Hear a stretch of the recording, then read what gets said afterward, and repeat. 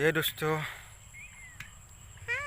মই 2 দিনমান হ'ল ভিডিঅ' দিব পৰা নাই, ভিডিঅ' শ্বুট কৰিব পৰা নাই আৰু বনাব পৰা নাই। মোৰ অলপ ঘৰত প্ৰব্লেম হৈ আছে, ঘৰত বিপদ হৈ আছে তাৰমানে। এতিয়া তাকেইতো আৰু কেইটামান দিন দিব নোৱাৰিম চাগে ভিডিঅ'।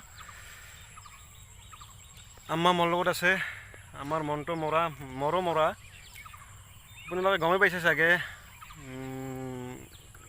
মোক মোৰ চেহেৰা দেখি পেলাই আপোনালোকে গমেই পাইছে চাগে। বহুত টেনশ্যনত আছোঁ এতিয়া মই।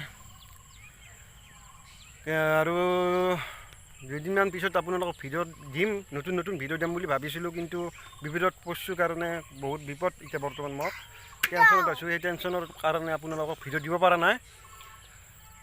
এটামান দিন দেৰি হ'ব, আপোনালোকে বেয়া নাপাব। কি ক'ম আৰু, ভিডিঅ' বেছি দীঘল কৰিব মন নাই।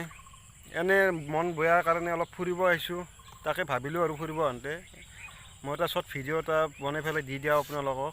তাকে এতিয়া মোৰ ভাবি উপায় নাপায় আপোনালোকক এইটো ভিডিঅ' হ'লেও দিছোঁ। আপোনালোকে কি কৰিব, উপায় নাই আৰু 2 দিনমান ৰখিব লাগিব, যেতিয়া ভিডিঅ' চাব খোজে আৰু আপোনালোকে, যেতিয়া মোক ভাল পায় আৰু।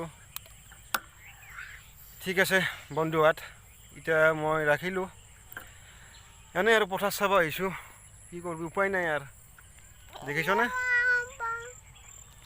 মন বেয়া আৰু কি ক'ম ভাই।